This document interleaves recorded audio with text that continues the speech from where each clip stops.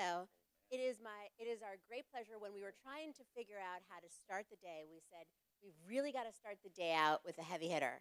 So who are we going to get? So there's no pressure here. Yeah, I know. Y'all are afraid of me. I see the seats are open in the front row. You guys are usually not so shy. Yeah. But we're so lucky to have Bob come and talk with us. As I'm sure you all know, he's the editor of Fast Company. And we have so many questions. What we were going to do, we thought we'll talk for about 20 minutes, and then please come up with questions, because this really is supposed to be a forum where everybody gets to participate. Oh, see, that's better. And come up with questions, and then we'll make sure that there's time for Bob to answer them. Okay, no pressure. Okay. So I think we should just start the conversation. You know, the advertising and media industries are both industries that have gone through so much change lately, or in the past 10 years. Can you just talk a little bit about the media landscape and where you think it is today? Just a nice, easy, open question. You guys are all like revved up already. We're just going to jump right in. We only have 20 minutes. Well, I mean, I think about the media landscape in different ways, but one of the things I think about when I think about content, what we're engaged in producing all the time is, for consumers, this is like a golden age of content. There's more content of more kinds being created in more places for free for many people to access, right, than ever before. And that's tremendous. It's tremendous for consumers, and it's tremendous for creators, that there's so many different ways to create and to access people to engage with your content. The challenge is there's so much content, right? And how do you stand out? And we have discussions at Fast Company about who our competition is, right? And sometimes we can say our competition is Fortune, Forbes, Business Week, The Economist, and sometimes we might say it's The Atlantic and Wired and the New Yorker that has an innovators issue out now, right? But and sometimes it might be that we're saying it's BuzzFeed and it's HuffPo and it's Mashable.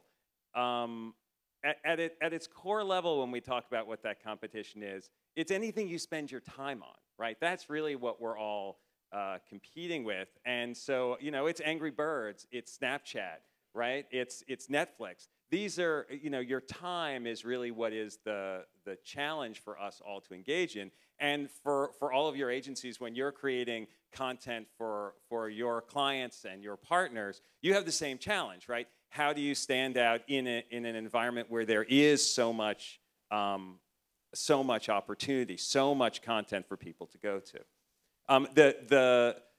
The promise for the agency side of this media business, right, for marketers, is that if you find the right content and you find the right access point, you can engage with a customer much more directly than you ever could before. You can target better, you can reach them better. That promise is great. The challenge of actually executing on that, both in terms of the technical execution and in terms of managing all the programs involved in it, I don't think we're all the way there yet.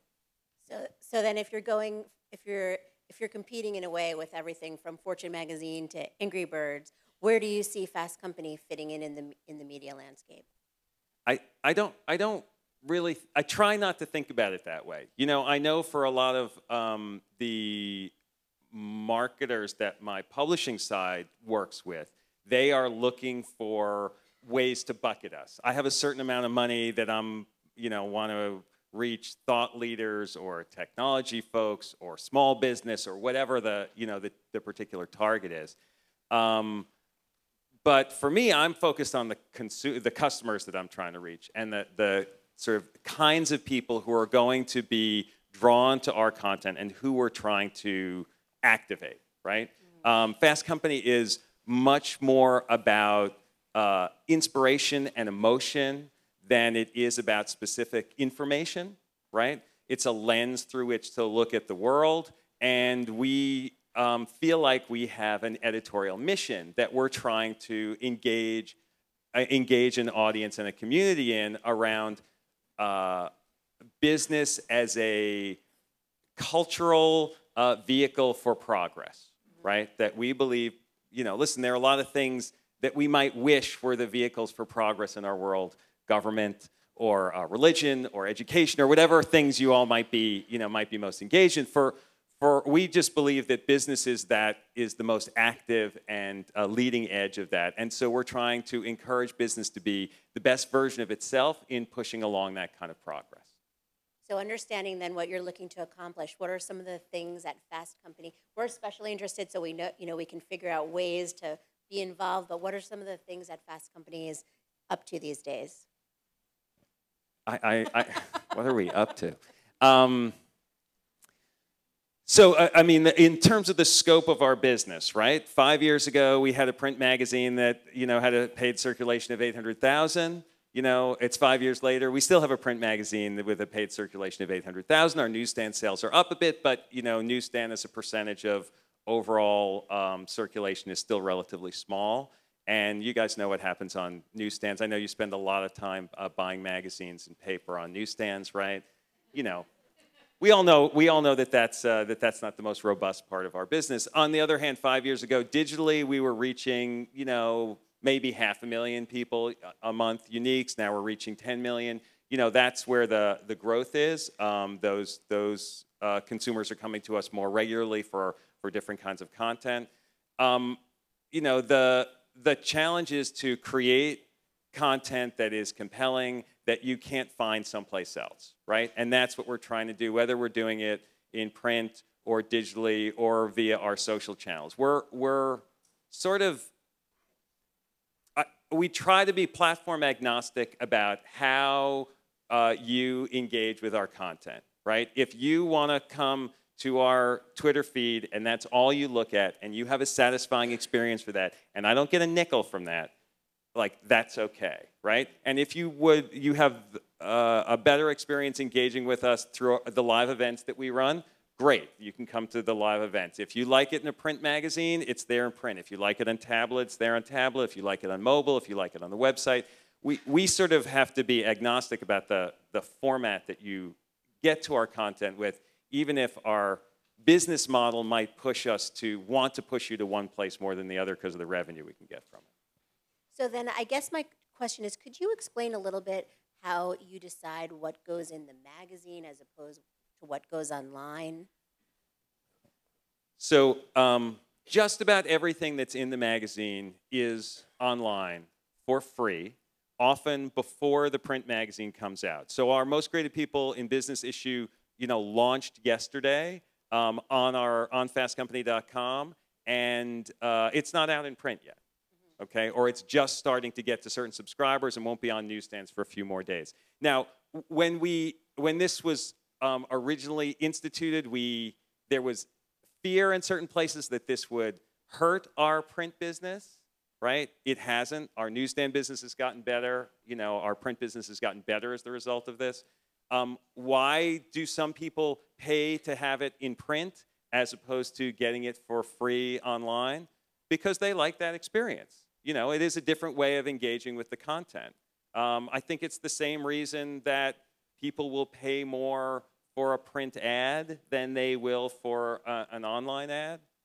Listen, when I first became the editor of a magazine, a different magazine, I remember sitting down with my brother. It was the first time I was really forced to engage with the church-state wall between business and edit. It was a new world for me.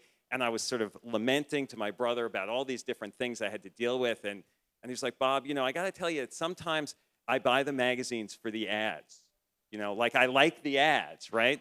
And sort of that light bulb went off, like, oh, yeah, right. Like, people like that experience of engaging with the ads, of flipping through it. And the truth is, you could say the same thing about television. People will talk about television ads and things they like about it, right? And it's the Super Bowl ads.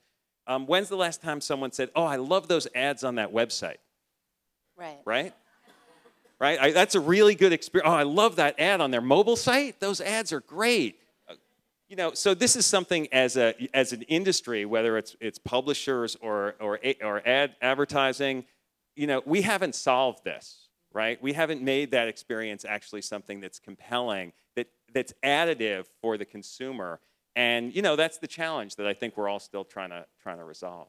But there is, just because you are talking to a room full of PR people and everybody wants to be in Fast Company, there are definitely a lot more opportunities to be part of the digital experience of Fast Company as opposed to being in the magazine, right? That's true. Yeah, we do somewhere around 350 original stories every week on our different digital channels, and we have 10 print issues a year. So it's much harder to get into the print magazine. But that doesn't mean you don't have the potential to access 10 times as many people digitally than you are in print, right? Yeah. That potential is there, and that's why we continue to do those stories. And for us, the line between what we put into print only and what is on the sites, that's shifting all the time. We certainly do a lot more longer features online than we used to. Yeah. We find that they have a longer life and they have more impact. I think for a while we were sort of in this middle area where we were doing these mid-length stories, and that just doesn't work as well as doing sort of newsier stories at one end and more in-depth things in the other. Listen, the questions you're asking me about what you write about and yes, we have an editorial calendar. Which is there because my publishing team needs to have an editorial calendar so that they can go, what are we going to write about? Listen, I was sitting down yesterday. We're finishing our July-August issue. I was sitting down yesterday with a couple of my top editors, reading the proof of the final proof of a feature that's supposed to be in that issue, and it wasn't good enough. And so we killed it and we assigned a new story. It's hard for you guys to plan around that, right? And the truth is that anytime you choose to engage with us, and probably with most media like us, there's that risk. I don't know how you guys do what you do, because you tell your bosses and the folks you work with that you're going to have a certain kind of story, and then you work with the likes of me and my team, where we're going to do whatever the hell we want with your stuff, and you have no control over it, and then and then it comes out, and you get grief for it, even though it really didn't have to do with you. It had to do with stuff that we did, and but that's part of the bargain of dealing with the media, right? You're never sure what you're going to get. The more confident you are about the message and the information that what the story is really about, and the more confident you are that the folks you're dealing with are trustworthy and competent in their ability to get to that story, the better chance you're going to have the kind of story you want. But none of us get the stories we want. Right. But we just hope that people remember the good part of the story. So. I mean, I had a deep engagement with our previous cover had Chelsea Clinton on the cover, and both before the story and after the story, to sort of remind them to say, listen, there are things in this story that you will not like, right? That you wish you would have preferred were not in there, right? But there's a broader arc, a bigger picture arc to the story that is something that you should be comfortable with and is helpful to the mission that you're on. And some of the things that you don't like will actually enhance the credibility of that larger mission. I mean, those are, when you're sophisticated about the way you think about these stories, when we're creating a story, if all I say are nice things, the reader won't have the same belief in that story as if we engage in the difficult parts, the difficult challenges that whether that company, that plan, that person has to engage in. If we bring our reader into that, the larger message we're getting around the story has more credibility. Yeah, no, I think we all understand that. I know but it's hard, right, when you're dealing with it. Well, it's when it hits you. It sometimes. So let me ask you then, following up on that, you said there was a story that just didn't end up being good enough. What are some of the things that you find really compelling right now? Well, listen, I'm always looking for the same thing, which is a story that I haven't seen before. A story that's going to tell me something that I didn't know before I got it, and I know that that's not satisfying, that you want to hear oh, he's really interested in stories about wearable devices, or healthcare. They're totally obsessed with healthcare. It all has to fall through that lens of, is this about where the future of business is going and where we want the future of business to move to, okay? And there are things that we will do stories about to sort of model what we think our readers need to learn and the mindset that they need to get into to be successful. There's no question that we need to also make it sexy. Like, it's got to be fun, right? I'm still competing with Angry Birds and Orange is the New Black, right? Like, I'm still doing that. So, you know, and particularly in print, it's a visual medium. So, you know, people who look good in the pictures, like, that helps. That helps the story, right? And I do sometimes say to my staff, and I know this, if you guys tweet this, it'll sound really bad, so I really hope you don't. But, you know, younger is better than older. You know, female is better than male. Non-white is better than white. And attractive trumps everything, right? This is, you know, these are the ways when we're thinking about framing stories, we have to think about it that way because we are competing for people's attention. We have to bring all that stuff together. And at the same time, we're making those choices because we believe that the future leadership of business will not look like me, right? I mean, right now, you go to the halls of power at most businesses, and it's mostly white men. And we don't believe that that's the way it's going to look in the future. And so we want to model that and encourage that movement to that place. The more communities whose creativity can be unlocked in problem solving, the more problems we're going to solve and the more progress we're going to have. So you mentioned before that it's not out yet, but it's online. The most creative people in business. Yes. One of the coveted Fast Company lists.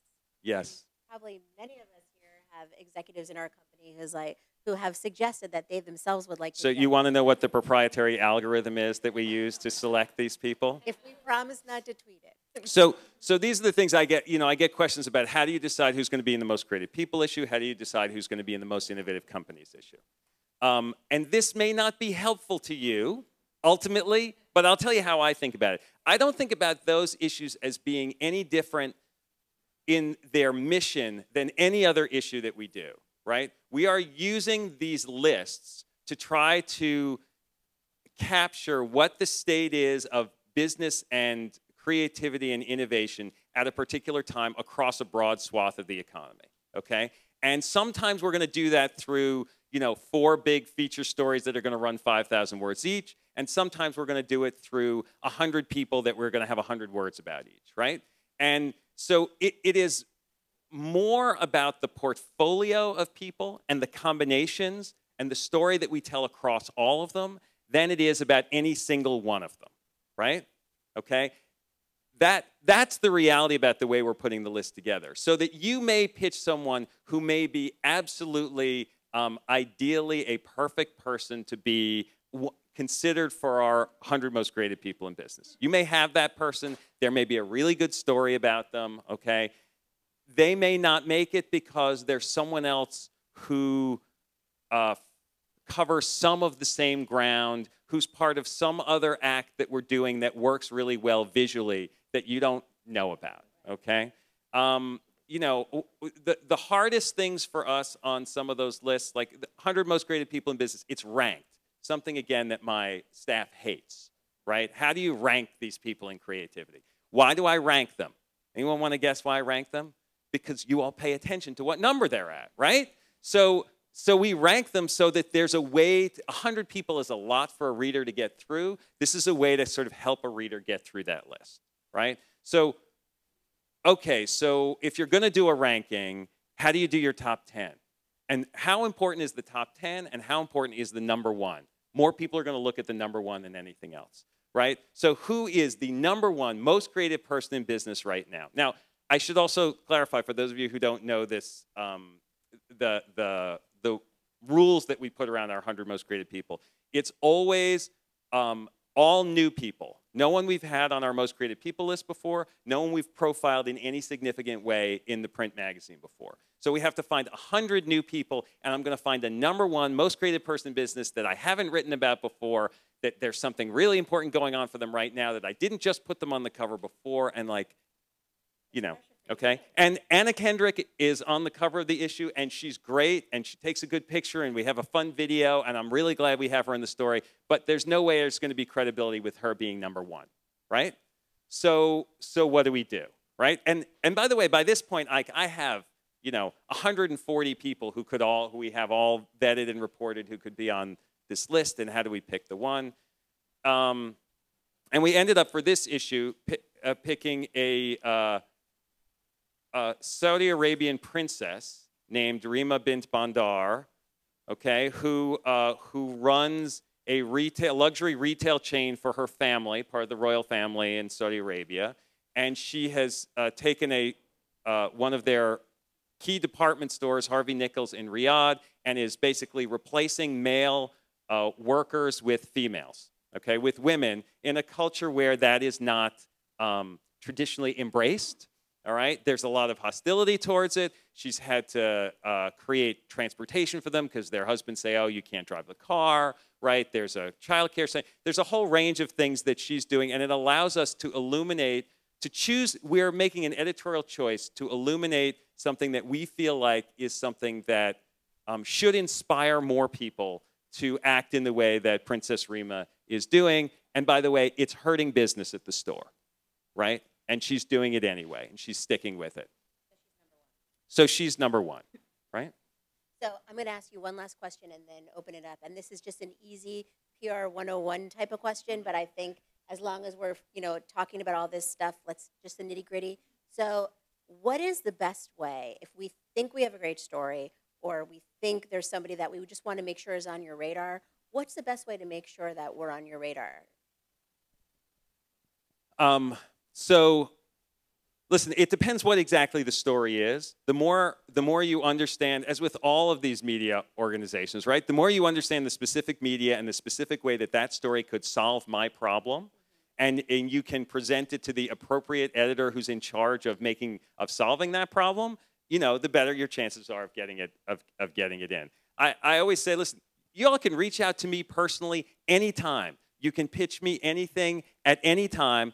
Just, don't be insulted if, I don't respond or the answer is no, right? I mean, I'm getting hundreds of really interesting proposals all the time, and my job mostly is to say no. So if you want to send me something or send something to another one of the editors on the staff, great. Listen, if you send it to me, you'll get a lot less of my time, and I'm more likely to say no. If you find one of our editors who is, Teresa Etsy, who runs our Co-Create site, or Aaron Schulte, who runs our Most Creative People coverage. If you have something that's more specific for one of them, you'll have a better chance. But they're probably going to say no most of the time too. I mean, you guys know this. This is I'm in the no business, right? I'm like a VC. I get a great amount of deal flow. A lot of stuff comes through. I get to look at it. I get to meet different people, and mostly, I don't do things. Well, we're a pretty resilient crew, I can say. So, okay, so how about a few questions? Anyone have anything that wasn't answered right now that they want to ask? How often do agencies as a whole make the Most Creative People list? There are people from agencies who are on the Most Creative People list this year. We generally try to represent all parts of the economy, and the media world and the agency world is part of that. Am I going to have 20 people on my Most Creative People list be from the agency world? No, I'm going to have a handful. I'm going to have 2, 3, 4. Yeah, they're always there. And some of them may be people from the agency, and some of them may be your clients, and sometimes that's because the client is the one who is the driver, and sometimes that's because the agency is encouraging us to talk to the client, and sometimes that's because the client takes a better picture. Okay. Any other questions? Yeah.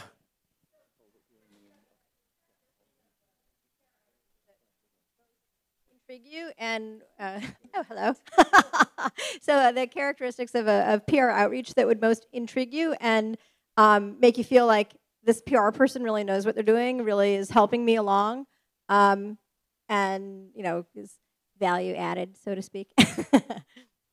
I mean, you answer your own question, though, right? That is what it is with someone who feels like they're adding value. They're serving me, right? They're not serving their client, right?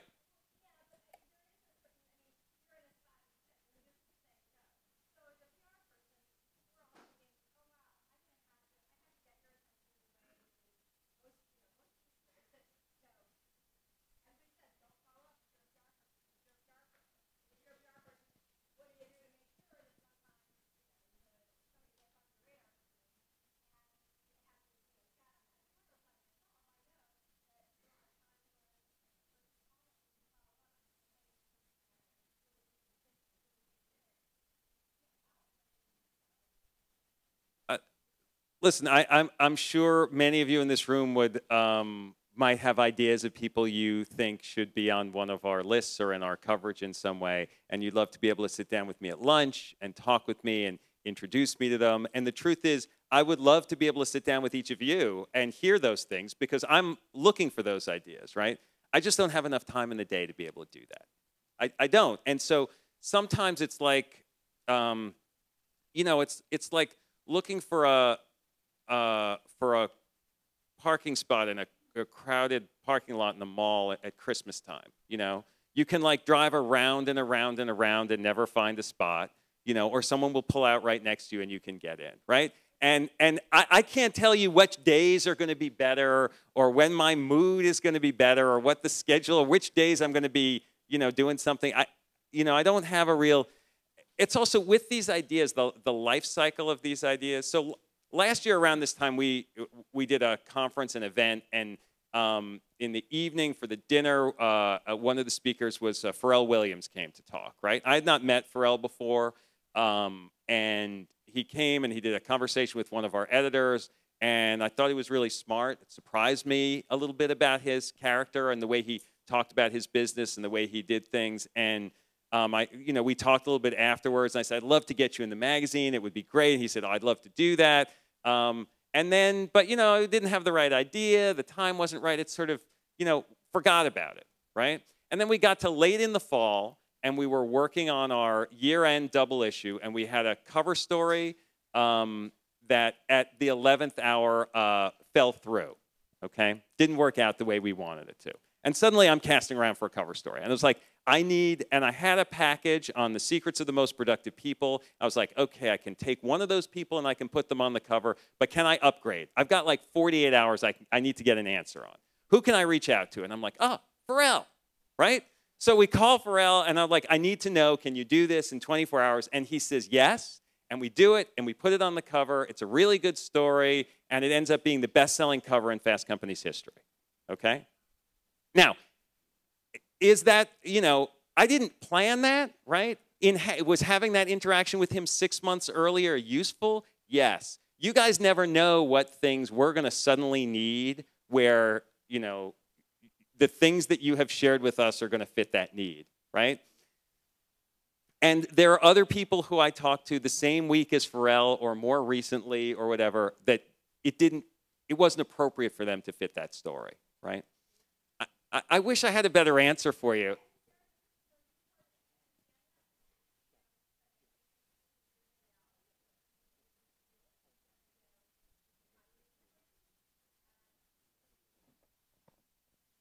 Well, thank you. I think we have time for one last question.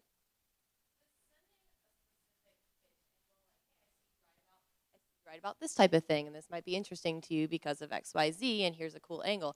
Is that something you like, or you're like, well, shit, I want to write about whatever I want to write about? It depends if it's a good, if it is that story. Okay. If it is that story, great, right? But I get a lot of pitches that start that way, and then they don't deliver that. And so then, they get deleted. And the truth is that a lot of the pitches that I get, I either barely read them or I delete them without reading them. I mean, I get hundreds of emails that I delete every day without reading them. I mean, what can I tell you? Like, I just can't, I can't manage them all. I can't manage all the flow in there. Yeah. Well, listen, if it comes from someone who I know personally, I am more likely to at least look at it, okay? And then it depends what the subject of it is and how it's framed. You know, you guys know all this though, right? I mean, I know it's depressing to hear, but you're living in this world, right? This is the world. All of the things I was saying in the beginning about like the content flow and the flowering of things that we can look at, I have the same things, right? Because I'm watching every episode of Orange is the New Black and every episode of Game of Thrones, right? And I've seen every first-run movie, and I've listened to all of the new music that's coming out, and I go to all the concerts, and I've also read all of those great technology treaties about the new. I'm having lunch with a top engineering executive at Qualcomm today. You guys want to talk about, you know, what's happening with the future of chips in the mobile market? Because I know everything about that. I mean, I'm full of shit, right? I can only absorb so much, and you know, if you have a really great idea and you really think it's perfect for Fast Company, okay, then make the effort and come to me and reach out. But if you're not sure, you're probably, and you might be wasting my time, then you're wasting your own time, and you're losing that opportunity for the next time when you really have something that's special, right? I think that's a perfect way to end. Thank you so much for. Well, thank you guys. Really, it's great to be here. Thank you.